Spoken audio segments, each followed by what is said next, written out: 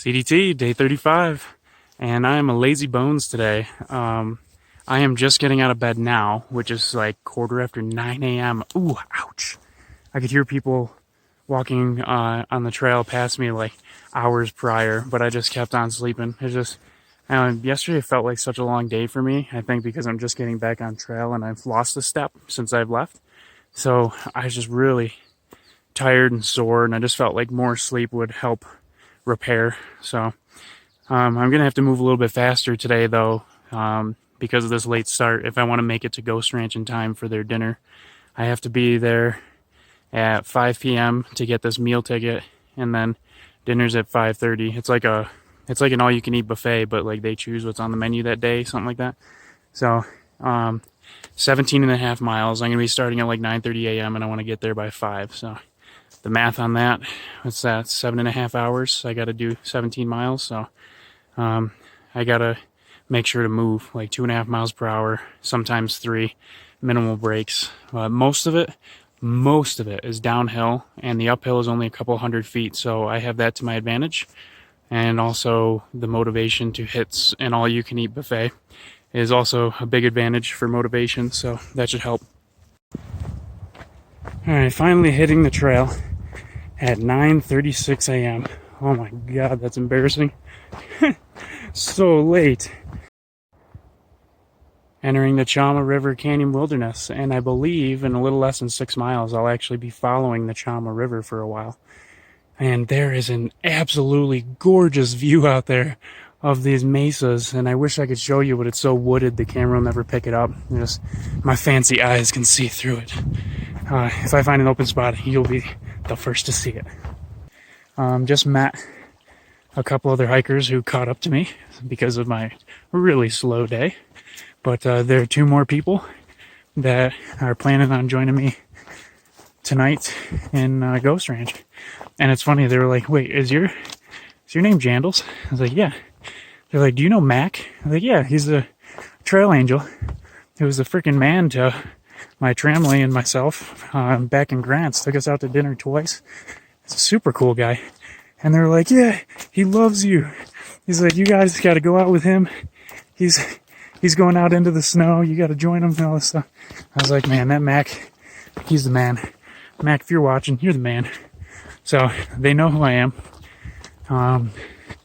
And I should be meeting them tonight for dinner. So I think I'm counting a total of, like, including myself, like 6 of us, maybe 7 of us hikers that are going to be in Ghost Ranch tonight. And those are just the ones I know about.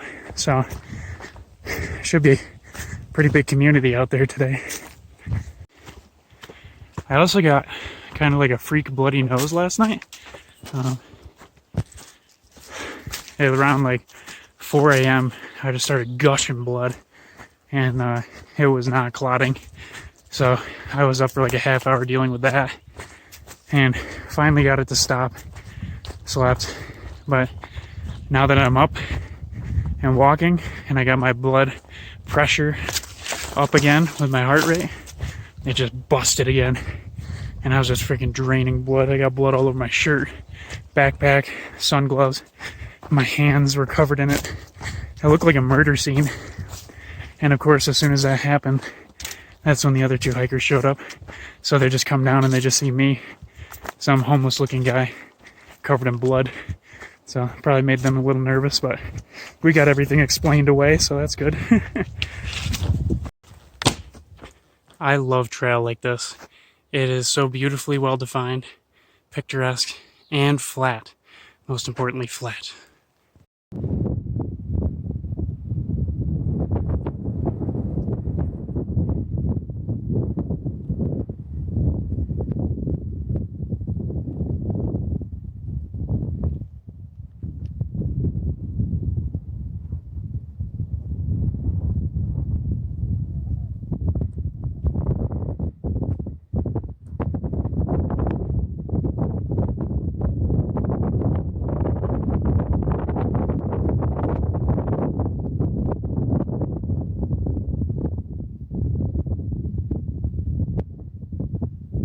Bam! Now there's your panorama. This place is gorgeous.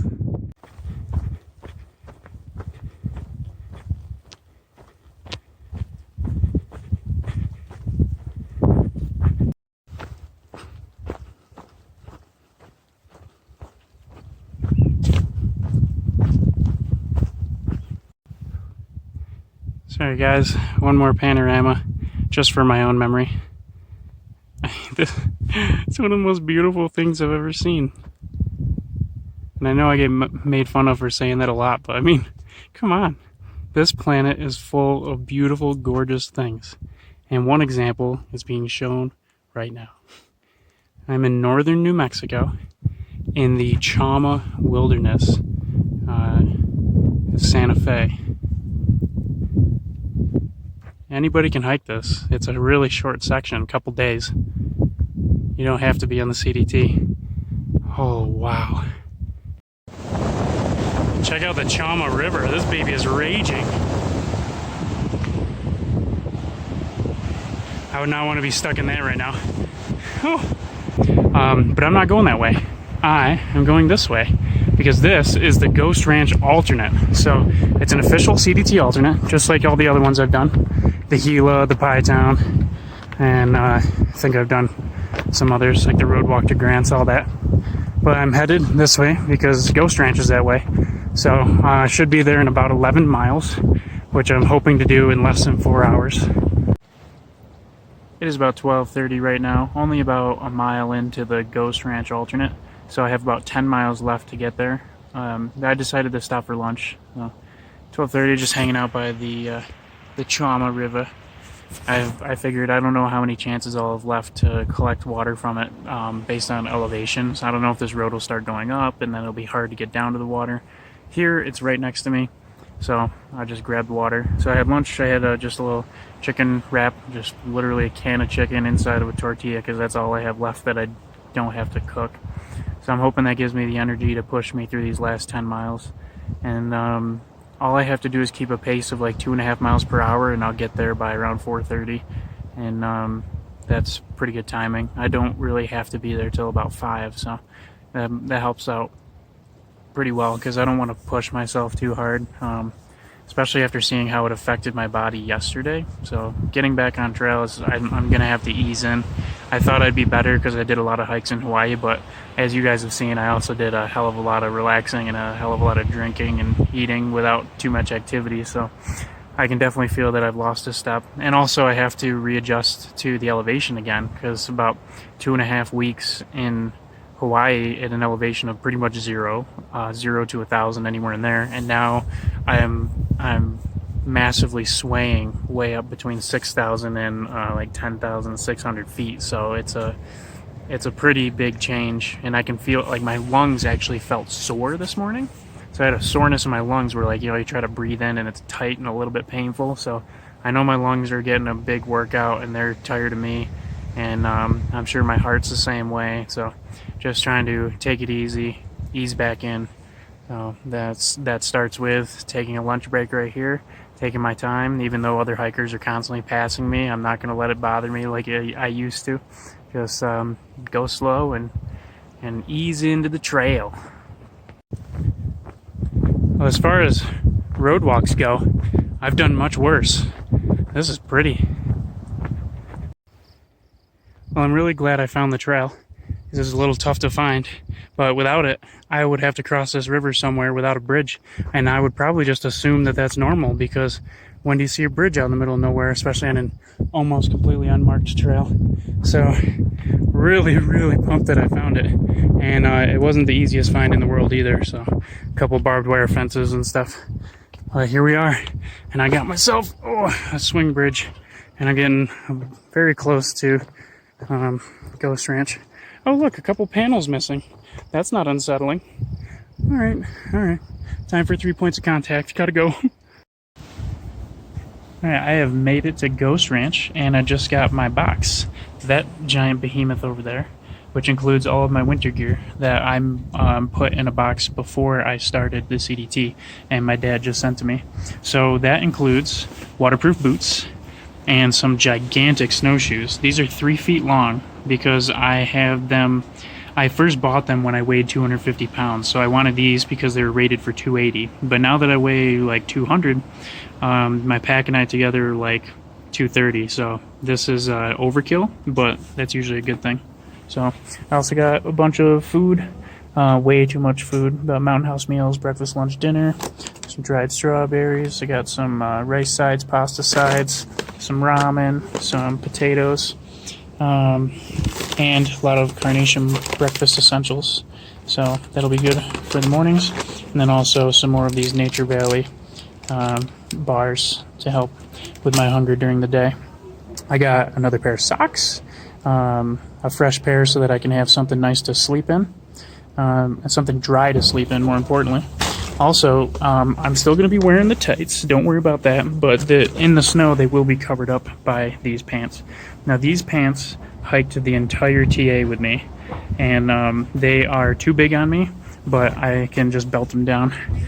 And then after that, I got my down beanie, so that's good for the cold. Glove liners, outdoor research, and then some super heavy duty winter gloves. These are probably overkill as well. I might end up sending them home at some point, but I know my hands always get cold, so I'm going to really enjoy having these. Plus they're waterproof. Big bonus. Also, just in case the snowshoes aren't proper, but there's still some ice, I also have some micro spikes with me. They are about a pound, which is not heavy for micro spikes, but in general that's pretty heavy, so I'm not sure what I'm going to do with these as well. So, again, it's kind of overkill because these are mountaineering snowshoes, so they have crampons on the bottom already. And also an ice axe, so that'll replace one of my walking sticks that I'll be walking with, so I'll be walking with this on the uphill side. Just in case. I don't know how much elevation we'll be climbing in over snow, but this is good to have on any slope. So that's about it. Just adding pretty much like 10, who knows, maybe even 15 more pounds to my pack. So you might get some miserable clips from me in the coming days or weeks, but that's just how it goes in the snow. So I'm now in the process of setting up camp and trying to figure out how I'm going to carry all the snow gear on my pack, because right now it doesn't fit. So I'm going to have to do some maneuvering to make that work. But met a lot of people. I am sharing a campsite with 4 other hikers right now, so that's pretty sweet.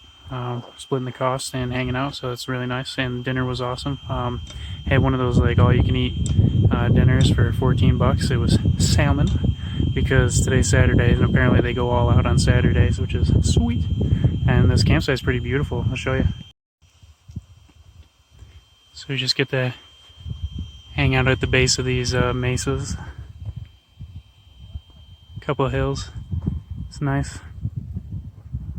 Right next to the bathroom too, which I enjoy. Easy walking.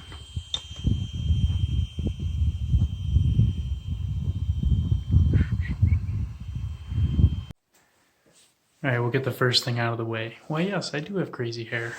What is that alfalfa thing going on? But anyways, this camp building has showers and laundry and ice machine and sinks with dish soap and flush toilets. It's got everything. But more importantly, it has a hiker box, which is awesome. And the reason why it's awesome is because somebody left fuel in there. I need that badly. I haven't had fuel in so long. I've been using fires to cook stuff, so this is a godsend to have this. I'm going to be able to take it with me in the snow sections. It would be perfect. Yes, yes, yes, yes, yes, yes. Ooh, ooh, ooh, ah, I got fuel. I got fuel.